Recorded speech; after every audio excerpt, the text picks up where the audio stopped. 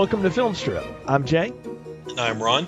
This is our review of Tales from the Crypt presents Bordello of Blood, starring Dennis Miller, Erica Eleniak, Angie Everhart, Chris Sarandon, Corey Feldman, and John Kassir. Directed by Gilbert Adler, released in 1996 on a budget of $15 million. It grossed 5.7, tanking at the box office, and pretty well ending the Tales from the Crypt run at success here. So the idea was that they wanted to do a trilogy of Tales from the Crypt movies, and they were going to be tied together loosely by something, and they chose that something to be the object from last time that was the magical MacGuffin from last time, the key that held the blood that the demons were looking at after. But in this case, it's going to be used very differently. So I kind of like the idea of having something that ties us from one to the other,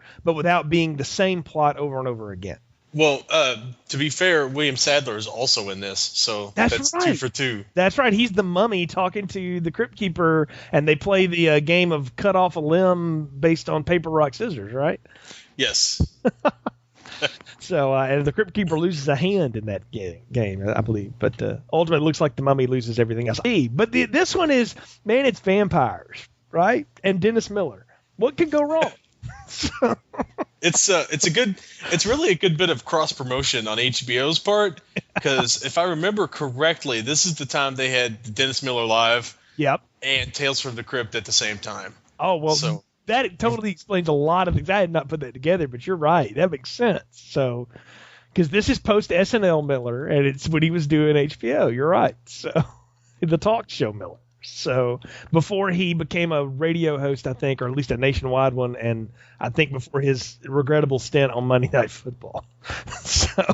Before, back when he had a future. Yeah. So oddly enough, though, I will say this about Dennis Miller. There's some comedians that work in film and do well.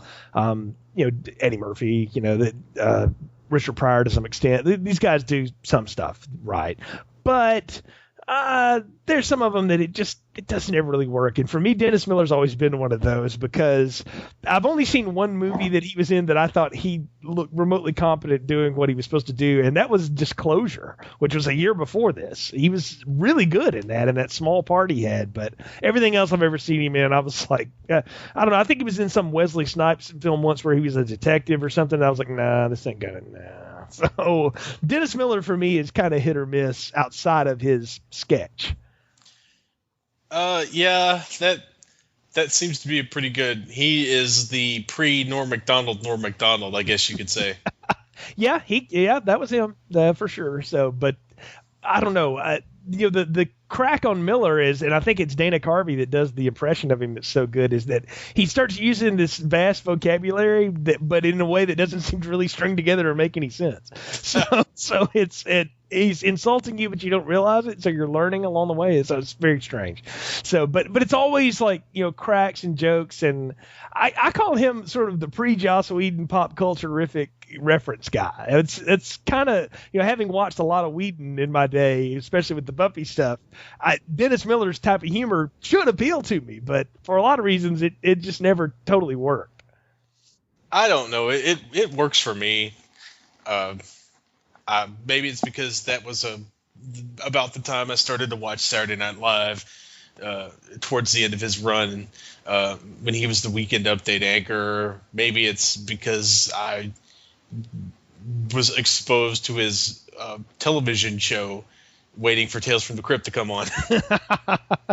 It could be. So, but now the idea here is, I'm just going to say it's quite interesting what they're going to try to pull off here, because the rest of this cast, I talked about the cast last time. I had connections to the rest of this cast too. I don't know anybody in the 90s that didn't know the blonde and redhead combo of Erica Eleniak and Angie Everhart.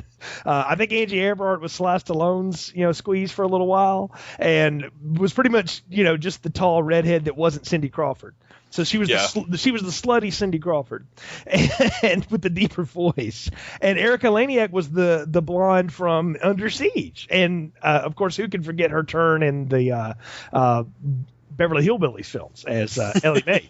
So, but yeah, she was the other, the beautiful blonde that, both of them, a lot of skin, and were there to be, oogled by men of my age in the 90s. So I knew both of them. Of course, who didn't know Corey Feldman at the height of his coke addiction and other things? I don't know. He may have been clean at this point, but I kind of doubt it. Yeah, this was reuniting with the Lost Boys films and stuff.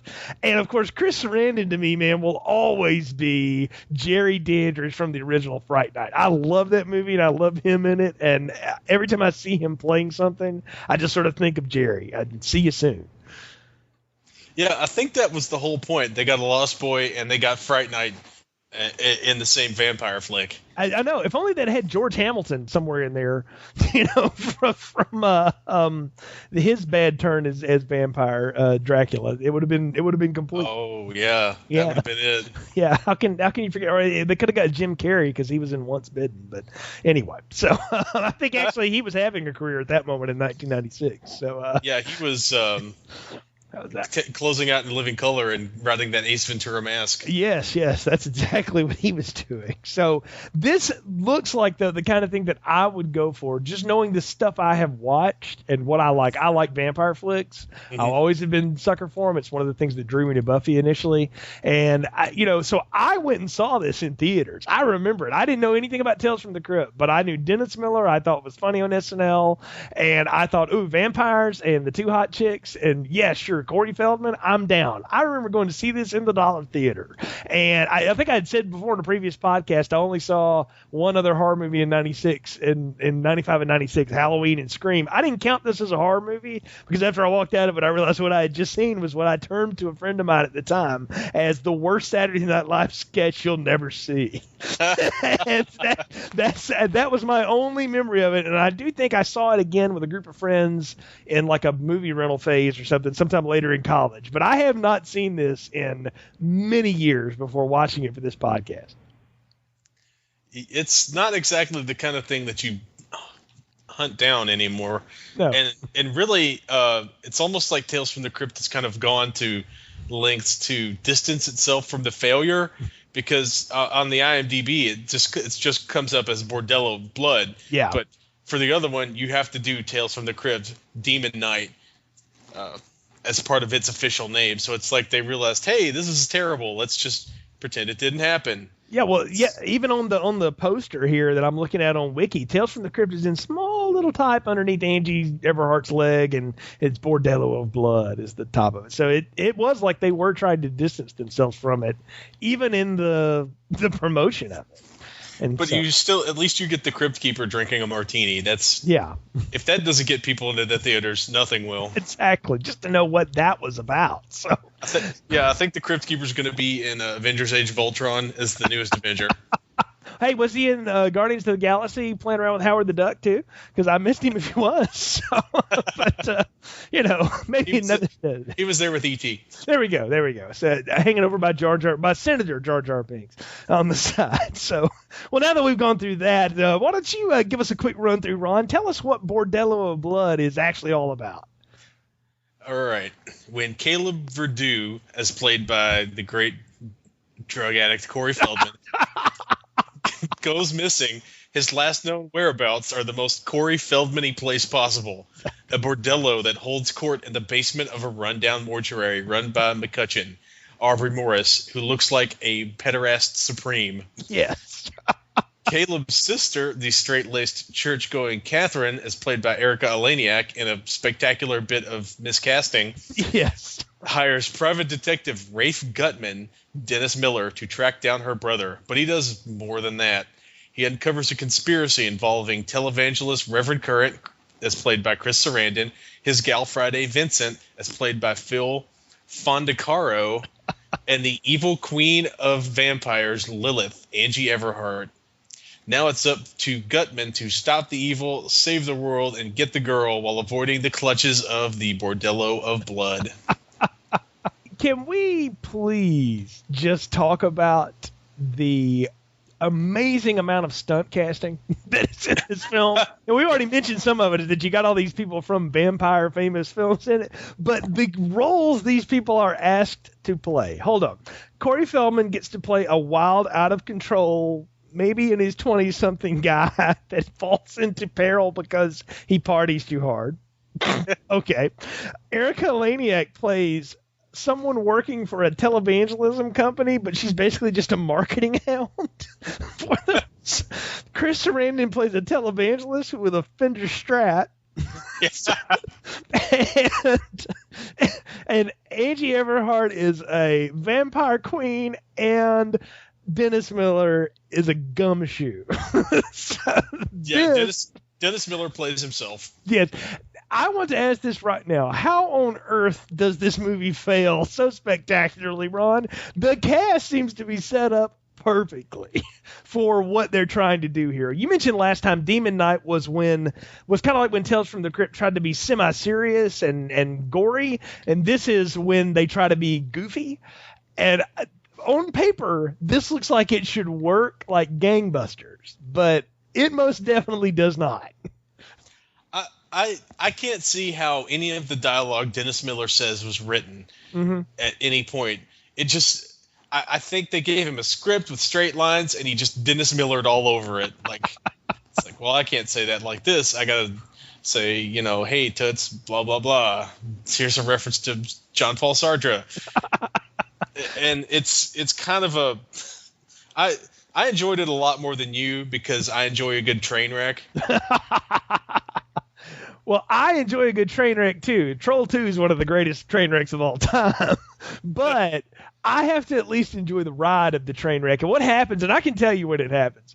This movie, at some point in its existence, tries to play it both ways. It tries to start taking itself seriously long after the cat is out of the bag.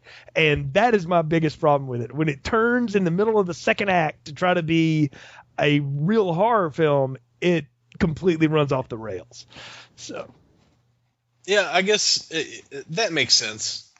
I didn't think it ever really tried to be a straight horror film, but I think we're just going to have a different interpretation here. Well, let's get into it then and talk about the film as it happens. Let's talk about the opening, because this was not what I expected. I didn't get my Crypt Keeper opening. What happened? In the theatrical version, they ended up removing the. Let me double check to make sure I'm just not making stuff up. I thought for sure I read that somewhere, okay. But I had read somewhere that the Crypt Keeper opening wasn't in the theatrical version and was added after the fact. Let me double check here, because this makes a good podcast. Oh, that's fine. We can always cut that. So.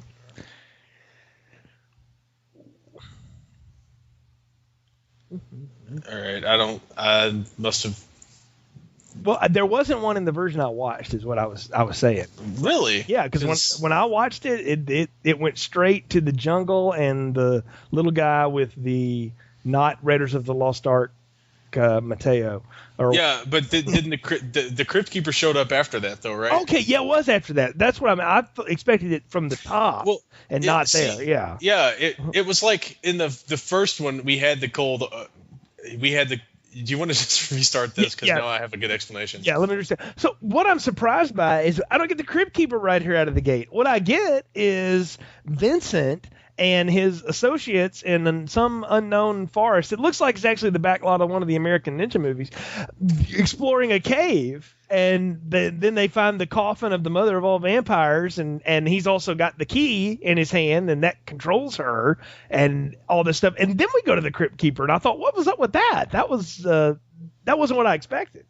Well, it's weird because in Demon Knight there was the completely unrelated cold opening where it's set up like an episode of Tales from the Crypt, but then we go to the Crypt Keeper as the director. In this case, it's like they went back after the fact and added the Crypt Keeper in when what they had filmed was going to be the opening of the movie anyway. Like, instead of having the unrelated cold opening and then the Crypt Keeper shows up to make his jokes and get parts cut off, they decide to, well, we've got all this footage from the movie. Let's just kind of work it in there and throw the audience a curveball by having the cold opening actually be related to the rest of the film rather than just the usual diversion. Yeah, I kind of like that, though. I like the opening of this film, and the whole setup here is that Vincent has been running around looking for the body of this mother of all vampires, Lilith, and he pulls a box out of his pocket, and the most hilarious thing I've ever seen of 4 pieces of silly putty being manipulated to move together and form a heart. Like, the proportions of those 4 pieces, and then the thing he pulls up and holds as the heart are not remotely related to one another. But it lets me know the kind of movie I'm in for, the good B picture that this is trying to be. And I liked it. I liked what he was doing there with that, and the idea that he basically just shoves it in the corpse, and then it starts to reanimate the corpse. And then the corpse eats her way through his collection of retainers. Yes. And porters, and just kind of it's funny because she has the same giant tongue that Danny had in Demon Knight. Yes. So it's kind of our second connecting strand between the 2 Tales from the Crypt movies. Yeah, but they play the key totally different this time. Whoever holds that key controls her, and what I took that as is that person can't ever be attacked by her. I think I would assume so. Mm-hmm. I think that it's not just a protection against attack, because I don't believe she ever attacks Vincent. No, she never does. But I think it also, in some ways, he controls a lot of her movements. Yes, that's what the key does. It allows you to control her. Yeah. And I can only assume through her control the rest of her vampire children. Right. So you have her under control. But the thing is, we don't know what his reason is. It's just that he's been looking for her for a long time. And so that's when we get into out of the open and into the Crypt Keeper and as you said, the mummy being played by William Sadler, cutting body parts off of each other in a couple of jokes. We go back to the story. It's like, okay, now we get back to the main story. And that's when we meet Catherine and her delinquent brother, Caleb, Erica Laniak, and Corey Feldman. Now, under what parentage could these 2 be related? That's why I started laughing, because it's very clear that these 2 aren't related at all. They could not look any more different. They could not look any less related than they do. I mean, you may as well have cast like 2 different races. You mean kind of like the new Fantastic Four film? Right. Yeah. Exactly. But I mean, that could be like step siblings, but this is clearly not step siblings. That's her brother, and that's his sister, and they clearly are from the opposite ends of the gene pool. Right. Now, what's this deal on their parents, right? Like, dad is dead and mom is in a mental institution or is sick or something like that. That's why she's living with, or brother's living with her or something like that. I have no idea. They drop lines. Check in on that. They drop lines on it somewhere, but it doesn't pay off to anything. The point is that there's no explanation as to why this 20-something-year-old man would be living with his, obviously older, working, successful sister. Other than, I don't know, maybe he didn't have anything else better to do, or he just got out of juvie, or maybe it's kind of like Geraldine, But that's the thing. Like, remember last time the convict was the hero. Clearly not going to be the case this time, because I knew the minute he was on the screen, even back in 1996, I was like, yep, Corey Feldman's going to die in the first act. And he doesn't. He does and he doesn't. But I knew he was doomed for no good. There was going to be no redemption for the Corey in this film. Yeah, he pretty much seals his doom when he takes the advice of the crazy guy to visit the Bordello. Let's talk about the crazy guy at the bar, can we? We can't quote his lines necessarily because we're trying to keep the show PG-13, but it is some of the most hilarious bad acting I think we get in the film. I thought he was great. I'm not even going to play. I thought his terrible acting was one of the best parts of the movie, because it's clearly not a ruse that's going to fool anyone, because this guy is clearly like one step away from like raving on the street corner, with a sign and a tinfoil hat. Yes. I mean, this is clearly not someone who is going to be good at his job of luring people into this bordello to become vampire food. Yet there he is, and he gets these two idiots to willingly follow him to Murder Island. Now, let's talk about where they go and what they do for a second. Have you ever seen Tales from the Crypt? No, not Tales from the Crypt. Have you ever seen Tales from the Hood? Yes, I believe I have. It is all set up around the idea of guys go to a funeral home to buy some killer weed or drugs or something, and it's actually their entry level into purgatory. And when I was watching this, I had not seen Tales from the Hood when I saw this movie the first time. Saw it sometime later, and I realized they are almost identical in the setups, with the weird guy at the door, from that to what happens to people, that it's not a funeral home doing funeral home work. It's all the same kind of thing. Now tell me who this guy that answers the door is, because I know I've seen him in other things. Yes. He is a dude by the name of McCutcheon. Well, McCutcheon is the character name. The actor's name is Aubrey Morris. Right. And you will know him from, let's see, because the whole time I watched him, I thought, I was sitting there trying to just figure out who this guy was, and he's one of those people who's been in a bunch of different movies. Mm-hmm. He was on Deadwood much further after this. He was, let's see. Oh, he was in Life Force. Ah, that explains. You talk about a bug nuts vampire movie. Yeah, that's another thing to tie him in. Yeah, that's also another thing we can blame Golden Globus for and Superman 4 on, is the fact that failed so miserably that it killed the budget of that entire company. So Life Force was the thing that sunk that whole deal. So we can blame all that on them now too. I knew I had seen him and stuff. He reminds me very much of like the Renfield character in Dracula. I don't know if that's what he was trying to play it as, but that's very much how he plays. Yeah, that's definitely, I think, what he was going for.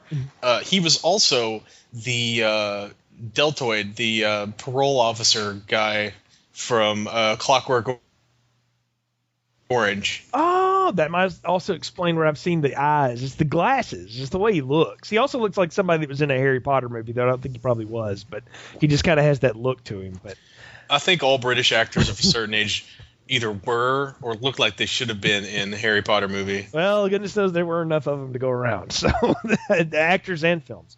But I love how they go in and they have to climb in a casket to ride it down through the cremation part of the funeral home to land in the underground grotto, I guess it is.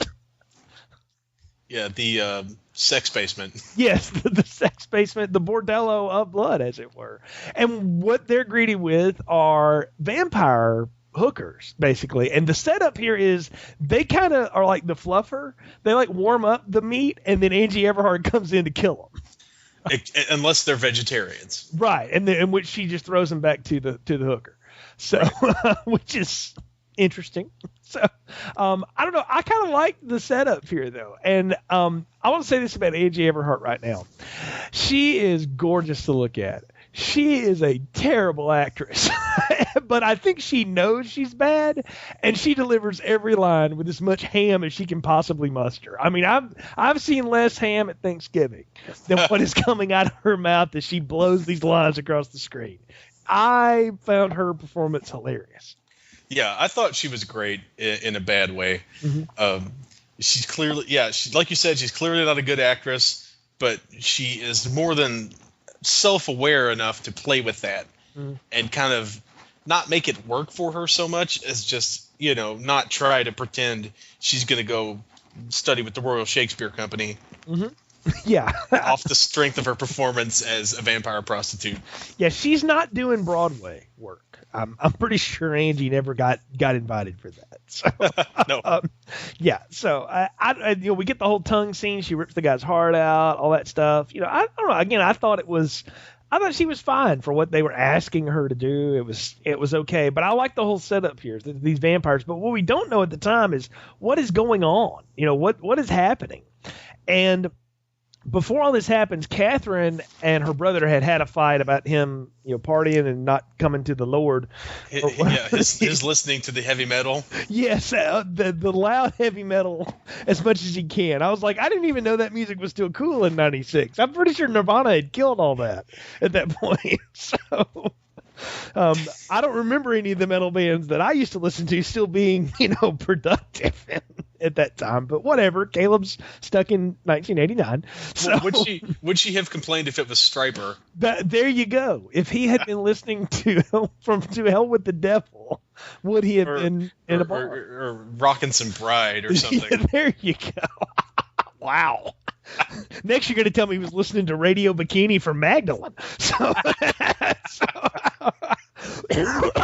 it doesn't get more obscure than that. So, but if Caleb, would only see the light, would only come around, but he's not going to, so he goes off to, party and get the greatest piece of egg ever, apparently, according to the crazy guy, and he gets, killed. I have a note about the crazy guy. Yes. I did some serious digging because I thought, I need to pay some respect to my favorite part of this movie, which is this dude and his completely insane performance, like where he's smearing SPF 100 on himself at a funeral and all that stuff. Yeah. And if I got the name right, he is an actor by the name of Matt Hill.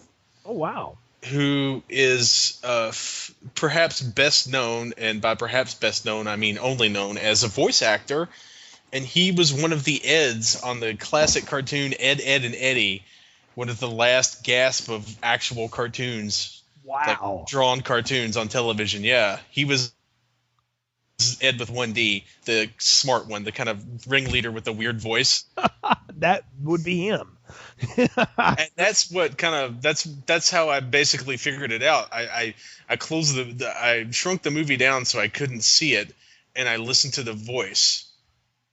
And then I went and I pulled up an Ed, Edd and Eddy clip on YouTube, and it's the same dude. Yeah. So I'm proud of myself for some serious CSI voice actor edition to detective work. That is more research than anyone in this film did, I can promise you that. And that was pretty amazing. So I do like, though, that Lilith sets her eyes on Caleb, right? And she is going to basically make him part of her group of toadies or something like that, because the screen fades to black and we don't know if she eats him, kills him, or what would turn out later to find out is that she turned him into a vampire along the way. So a week goes by, and then Catherine goes to the police to look for help, and just like good ambulance chasers, Dennis Miller, who is a private investigator, is just sort of hanging out at the police station waiting for somebody that looks helpless so he can pull out the one business card he's got and try to proposition business. Right. Clearly he's not, Magnum PI. He's not. No. He's definitely fallen on hard times, and we found out later that he lost all his money in his divorce. Yes, because he has that thing with his wife on the phone. Yeah. Because it's the 90s, and every character has a tragic "I lost all my money in my divorce" sort of backstory. Yes, that's exactly what he lays out for us to just enjoy, and Dennis Miller riffing on the phone for 5 minutes for what otherwise serves no purpose at all, because it didn't matter, because nothing he does requires any real funding, as we'll find out, because all he does is walk around and crack jokes. But he convinces Catherine that, hey, I'll help you find your brother, we'll see what's up. And I love how they go back to like an old dilapidated theater, and that's his office now. That was kind of funny to me. I was like, that looked cool, because we had a theater like that in the town I grew up in, and I thought, well, that kind of looks like the old Martin Theater. That's definitely one of the more the one thing I can say for this movie is they do have some interesting looking setups, and that's definitely one of my favorite. Yeah, the old movie theater turned into the detective office was one of my childhood ambitions, was to own a crappy little one-screen theater and then live in it somewhere. You know what? I think you probably still can. So there's a few of them hanging around. So, though I think you got to look higher, Ron. You got to go for the drive-in nowadays. But don't even get me started, because The last drive-in in my hometown of Louisville is becoming a industrial park. Oh, that's after being open for decades. The original owners, the mom and pop owners, sold it to one of the chains, like Cinemark. Yeah. Cinemark opened it for 2 years, just long enough to satisfy the contract, and then immediately closed it down. See, there's one about an hour from here for us that still operates pretty effectively. So I still have access to one in good old Harpersville, oddly enough. So it's kind of the only thing in Harpersville besides a speed trap. But anyway, but back to Rafe Gutman here. Cynical, sarcastic. It's Dennis Miller playing Dennis Miller. We talked about last time how Billy Zane played Billy Zane, and we kind of liked it, right? Right. To me, Dennis Miller, again, in small spurts, is fine. It just seemed out of place in this film. Like, I will say he may be the worst miscast in the film. I just don't ever buy him at any moment as being an effective PI. He doesn't look like he'd be any good in a fight. I'm fairly certain he's awful with a gun. And I just don't know what good he would be. He's more like the guy that would, I don't know, do your taxes. More so than that's what he looks like, at least. Or he's the wisecracking radio DJ that maybe runs the DJ booths at the church or something. He just doesn't seem like a PI. No, he's definitely not cast to be anything other than Dennis Miller. Yeah. And they don't even really make him try to be a PI all that much. I mean, he gets a few little action scenes, but mostly his action is limited to being sarcastic to guys at the bar. Yeah. So, but he goes looking for Caleb, and he actually does a little bit of detective work. I mean, he goes to the same bar, and he messes around with some of the guys that Caleb had talked around with and stuff. And I don't know how he got out of there without getting his butt kicked is amazing to me, because I'm like, no, in any other movie, like in real life, that guy would have been destroyed by the three dudes he was smart talking to. Like, just being wise and acerbic is not going to get you out of the beating that is to come from those three jocks. But no, if anything, it's going to make your beating worse, because he used big words. Yes, exactly. And infuriated Goatee and his friend. Exactly. So they go about, though, but he, of course, bumps into the same crazy guy wearing SPF. Who is, let's not be remiss, he's eating raw hamburger and drinking Bloody Marys. Yes. As if you couldn't figure out he was a vampire. Or a vampire in transition or something. He's not totally a vampire yet. I didn't get what that meant, what the rules were, but that's certainly what they're playing it as. Because he goes to the funeral home, and he finds out the funeral home's a bordello, and he goes and asking for the wake you're supposed to ask for to be able to get at the Cunningham service or whatever. And they're like, nope, it's closed tonight. So you can't get in. And he tries to get in, gets nothing out of it. And so he goes back to the bar, and that's when the guy tells him all about it. And so he winds up going back with the dude later to break in. So it takes him 2 trips to get to the bordello. Well, they're clearly just trying to pad the movie out. Yeah, I was like, this movie's 87 minutes long, and it could have been 20 minutes shorter. Like, it really, I felt like last time the last one looked a little bit like a TV show, but it felt like a movie that got put together. This one feels like this was a show, and then we just tried to pad the length a little bit.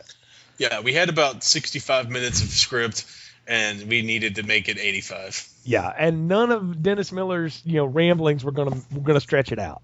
So they have to make 2 trips out of the thing, but he ultimately gets his way in, and he has the S&M scene with the newest stripper or whatever. Like, I don't know, they have this whole talk, and he basically ties her up in her own device and then leaves her there, but he drops his wallet on the way out. Yeah, because clearly that's the thing that happens a lot when you're wearing tight 90s jeans. Exactly. I'm not sure how his wallet was supposed to have fallen out, but I mean, here we go. Yeah, exactly. It's like he's done that now. And that's how Angie Everhart tracks him down. I'm like, she just walks right into his office. And I thought vampires had to be invited in, kids. I guess if it's a public building, it doesn't have to be that way. But she's not a vampire. She is something else. Oh, well, what is she then? If she is I think she's a demon. I think that's why she eats hearts instead of just drinks blood. Okay, but she's got fangs. That's true. Mm. But she also made a whole point of eating those hearts. I don't know what it's like they changed what she is between, like, in one script she's a demon, and in the next script they need to make her a vampire. But in the rewrite process, they just kind of combined the best scenes from both, if you could call these the best scenes. And she became as inconsistent as the rest of the film. Well, you have just hit on why I said earlier this film falls apart for me halfway through it. And it's because of this. This is the big thing. They can't decide what the big evil is or what rules it has to play by, because she just sort of vanishes too when people show up. And I'm like, but the vampires are fast and they can do that, but we haven't seen her dematerialize and turn into a bat. Where did that come from? And I thought one of the weakest parts of this was they didn't have a villain that made any sense as to what the villain was and what it could do. They needed to explain it a little bit more. And she didn't show up on film like a vampire does. Right. She didn't have any of the vampire weaknesses either, because they definitely like impale her and do terrible things to her. Yeah, like the way they ultimately destroy her, and we'll talk about it, is a vampire trope, but it's not the one. No, it's the weird quadrisected heart thing again. Yeah, it's all about the heart. Yeah. But you would think that burning a cross onto a demon's back with a laser would somehow harm it. I mean, even Billy Zane was harmed by the key. Right. And here she touch the key and like break it? Or no, it was Vincent who breaks the key. That was Vincent who does that. Yeah. So let's just talk about it now. We can blow it now. The whole thing here is the Reverend is involved in this thing with her. You explain to me what his involvement with Lilith and Vincent and the brothel and all this is about. Like they're stealing people's cars to fund the mission work of this televangelist? Yes, the televangelist has the key. I assume he sent Vincent to get the key for him. Vincent's kind of his Gal Friday. Yeah. I already made that joke. But much like Dennis Miller, I'll just keep repeating that same joke for 20 years. Go with it. Anyway, he sends Vincent. I think he's the guy who's been funding this expedition to find the key. And I believe he uses the Bordello for two things. Number one, he's cleansing the world of Corey Feldman type scumbags. Right. And he's also, he's selling those cars and using it to fund his televangelist mission, which, as we see, has a laser show and a giant animatronic Satan and that Telecaster. That's pretty clearly, one of the most expensive things on the film's budget. Yes, well, the way he carries it around so gingerly, it was clearly loaned and not bought. So right.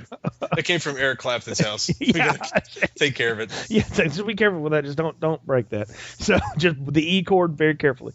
So, but I do love it, the rocking church, and what ultimately happens is Vincent and Lilith side, we're going to start keeping the dough for ourselves. Because he gets on him about being greedy or something like that, and then they break the key, and that frees Lilith to go on a rampage, right? Like, until then, she's sort of confined to just be the runner of this, whorehouse.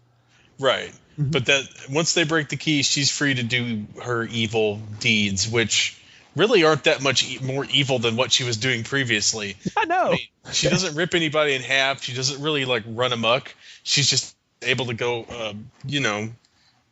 It's almost like it just lets her out of the house. That's kind of all it does. I mean, but this is the other thing, too. I'm like, if you were going to have this key as a part of this movie, and that was going to be one of the tying things between these, pieces, why on earth would you blow it up, break it halfway into the movie, and then it's just gone? I'm like, I thought that would be a bad thing if the key got destroyed or in the hands of demons. Yeah, it clearly does, as it's presumably it's a different universe from the one in which Billy Zane and William Sadler lived. Yeah. Despite the presence of the key, you would think they would have some sort of consistency with the key, but clearly, I don't think that either of these crews were really connected to each other. I don't think that. They say that there was a plan to do a trilogy. I don't buy that for a minute. I think they just made a lot of money. They were like, oh, great. Now we got to do a sequel. All right, what do we got? Dennis Miller's right down the hall. Let's just grab him. Yes, Hey, Dennis, you want to do a movie? Yeah, sure, babe. Yeah. I think you've hit it. I think that's exactly what happens. Or, maybe the president of HBO, whose name I forget at this point, was like, Dennis Miller should be a bigger star. Maybe we should, he was on Saturday Night Live. He was in a movie. Yeah, let's let him do another one. So, yeah, I agree, because they stop playing by their own rules halfway through this. That's what kills me. I'm like, at least just go with it.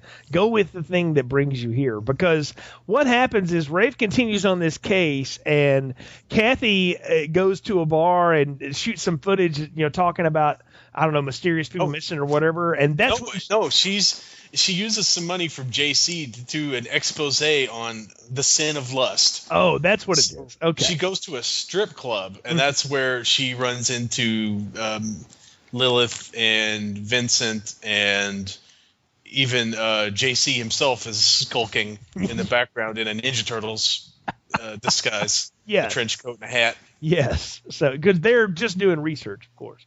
And because that was the joke on all televangelists, right? They were secretly taking all of your grandmother's donations and, going to the bar.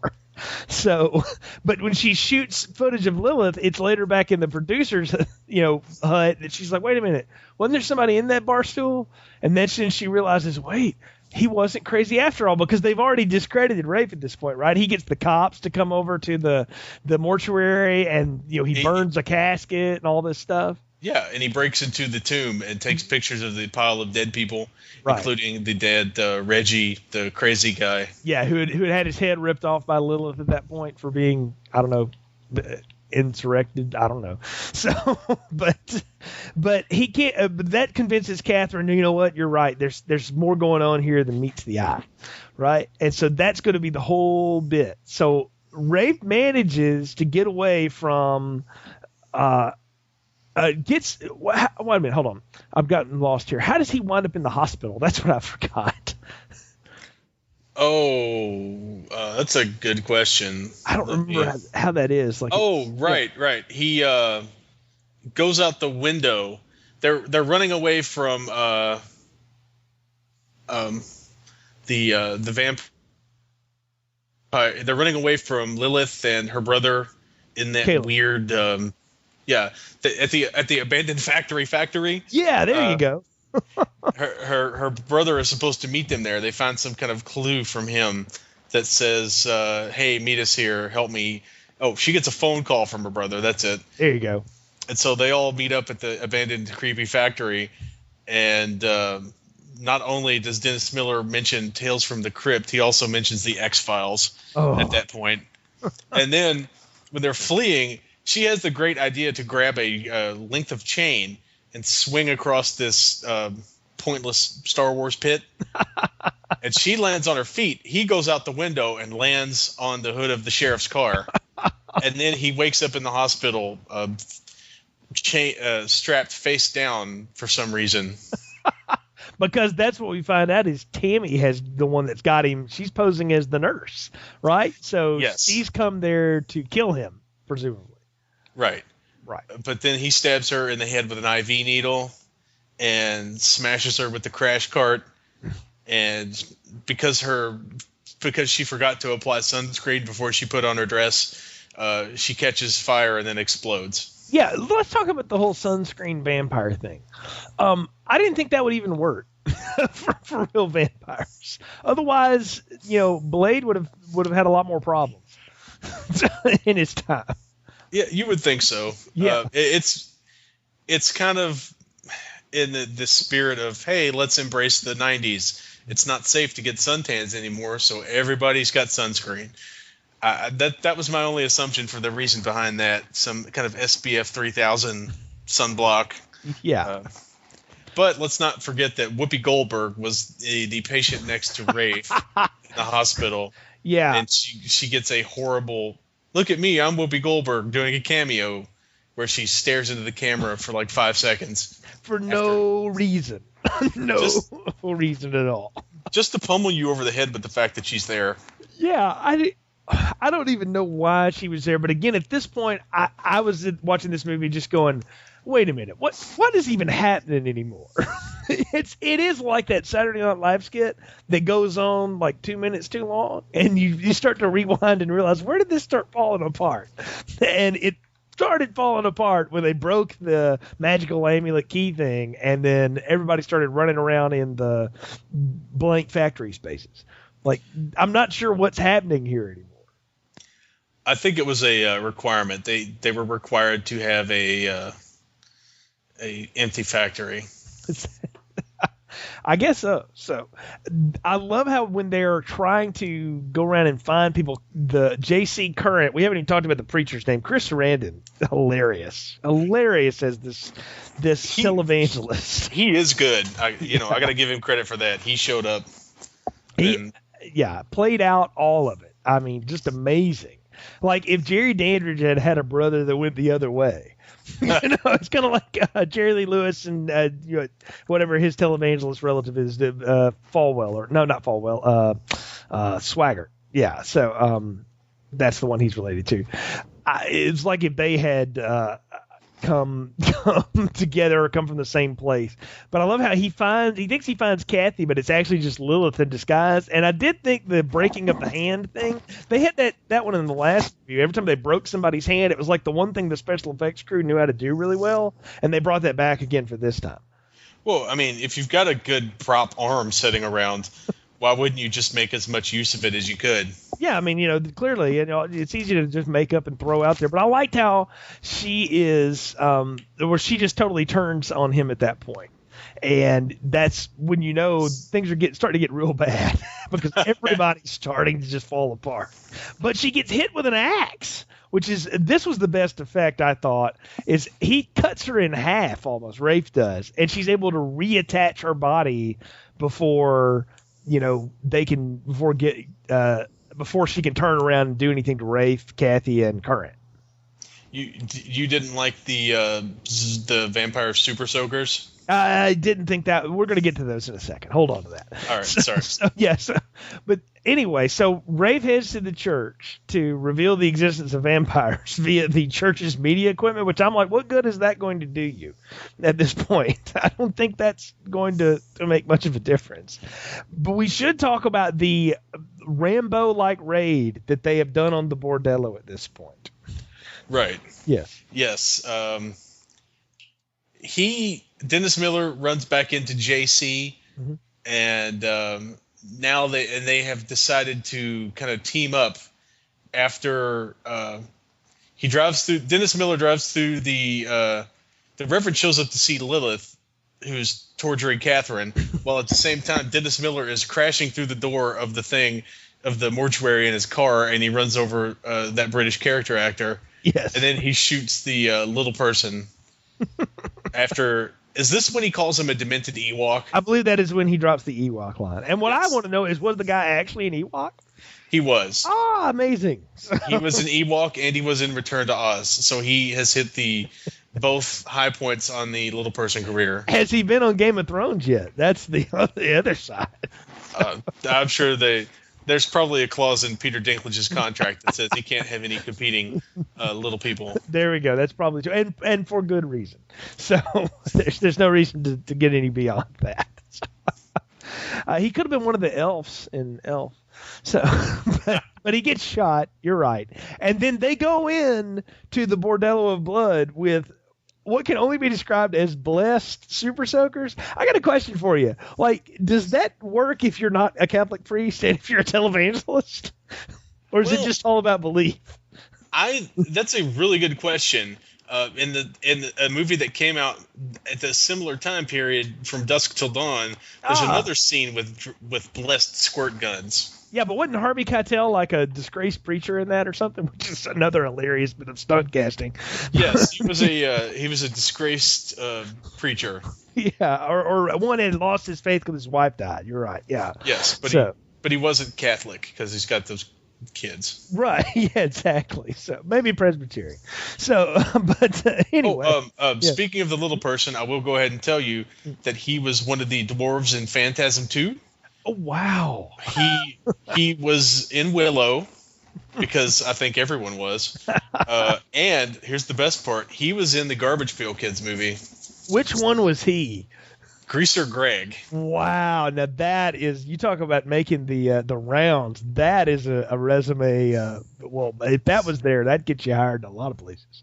So I'm sure, because it did Worlds for Mackenzie Austin. So, but they go in with the blessed Super Soakers, and in pure vampire fashion, they lay waste to everything. But unlike the cool kill scene in From Dusk Till Dawn, this is not well done. It's like the effects budget had been blown at that point, and they just had a lot of fire and a lot of people jumping over furniture. Right, and they don't even show you, like, I think they show you one vampire blowing up. Yeah. And then the rest of it is like CG, is like bad, almost like bad rear screen projection fire, just placed haphazardly in the background. It's terrible. It looks terrible, and that's at the point when Lilith kills Current or inflicts mortal wounds on him. She gets cut in half, and then she turns around, and at that point, Dennis Miller is like, he's strung up by handcuffs up above the television equipment, while Lilith is like stalking Catherine on the stage. Right, but she clearly didn't pay attention to where she was handcuffing him, or she didn't have an idea of what laser light, oh the Lord, meant. Yeah, and the fact that Dennis Miller has the educated feet of Rob Van Dam to be able to operate the thing while being strung up by those handcuffs, he cuts across into her, and I think we're led to believe that 4 cuts her heart into its 4 pieces again, and then they burn up, and that's when she falls to the stage dead, right? No. It cuts her heart up, but because it was still inside her in 4 pieces, it didn't kill her. Oh. What killed her was Catherine got the giant pitchfork from the animatronic devil puppet and rammed it through her chest. Ah, there we go. And 3 of her heart pieces were stuck on that thing, and the other heart piece hits Dennis Miller in the face. Oh, you're right. I forgot about the flying silly putty. So, because that's what it looked, the flying silly putty on fire, I should say. And then she becomes a wiggling skeleton puppet that's on fire. Yes, and then she's done. So that's that. And the next day, they've buried her remains to prevent her from returning, and they lock away the box of the, Rafe says, I'm going to lock this thing up. I have a friend at NASA that's going to send us into space, babe. He gives her that. And I will say this, though. I was waiting for the twist ending, because we kind of got the twist at the last one, was that battle of that demon night was over, but there was another one coming for Jada somewhere down the line. Well, in the twist of this, they get in the car, and he's like, what kind of perfume you got on there, Erica Laniak? And she's like, it's sunscreen. And we noticed 2 bite marks on her thigh, then fangs, and then the car starts rocking. Yeah, I also liked that it was this time the box was consecrated by a rabbi. Yeah, who made the joke, when I consecrate things, they stay consecrated. Well, again, more of Dennis Miller's influence, I imagine. So, but I will give the movie credit for the end. I thought, well, that was cool. I've wanted Dennis Miller dead for at least half of this movie, so at least they paid off on that bit. We go back to the Crypt Keeper. I think all that's left of William Sadler is his head sticking up out of a chair at that point. The Crypt Keeper, laughs, and that's the end of the movie. That's it. We're gone. But we do get Ballroom Blitz again. We do get Ballroom Blitz, and I wondered how many zeros were on the check to the Ramones to get that to go down. Because it was a good way to end. It was more satisfying than most of what this film had delivered to me at this point. So, because I think I said in the middle of it, I just sort of turned on it. So I'm going to give my popcorn rating here first. I always have to go second on these damn things. So I'm going to go first this time. This has the makings to be good medium popcorn, be fun. But it's a premise and a script that is fleshed out to just be longer than what it really is built to be, and that's like an hour show, and it shows it. And Miller's sketch runs a little cold on me by the middle of it and through the end of it.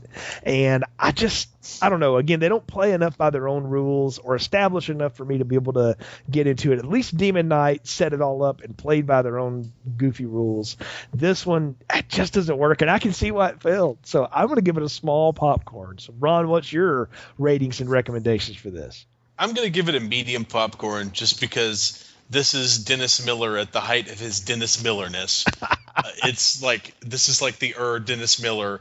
If he's going to have a time capsule, this movie should be a part of it, because this is him at his most feathery mullet, his best, grizzly beard, his best pointless quipping. I mean, it's clearly it was like they decided to slap the Tales from the Crypt name on like Dennis Miller's starring vehicle, but much like Norm Macdonald, his starring vehicle just didn't work for the general public. I enjoyed it, not as much as I like Dirty Work, the Norm Macdonald flick. That's basically the same idea. Yeah. But, it works for me because I can at least appreciate his pointless quipping. I'll give you credit for that. I'm glad you found something to hang on to, but for me, it didn't work, and it didn't work nearly as good as Demon Knight. Like that, and that to me surprises me because Demon Knight's clearly Go ahead. Demon Knight's clearly the one that gets you in the seats. This is Bordello of Blood's the one they put on to pad out the double feature. I guess so, and it's the weaker half. The question is, though, is it just the bad middle, or is it a sign of things to come? Because we got one more chapter of this, Ron, Ritual, that neither of us knew existed till we started looking into this, and it stars Jennifer Grey from Dirty Dancing fame, man. So I have no idea what we're in for next time. I think the fact that we haven't heard of it should tell us something. It probably should.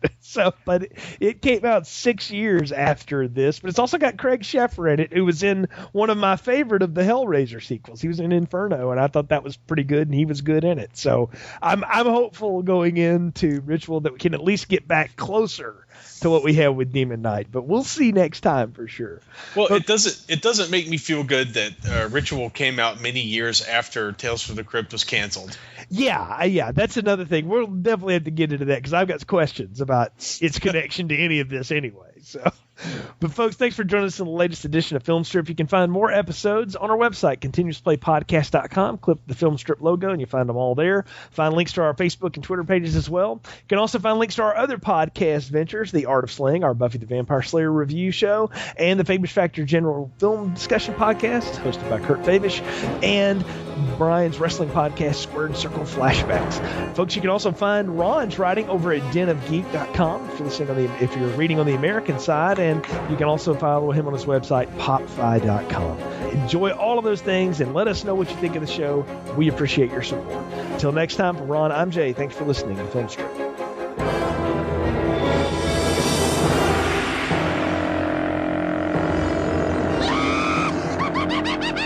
Tales from the Crypt.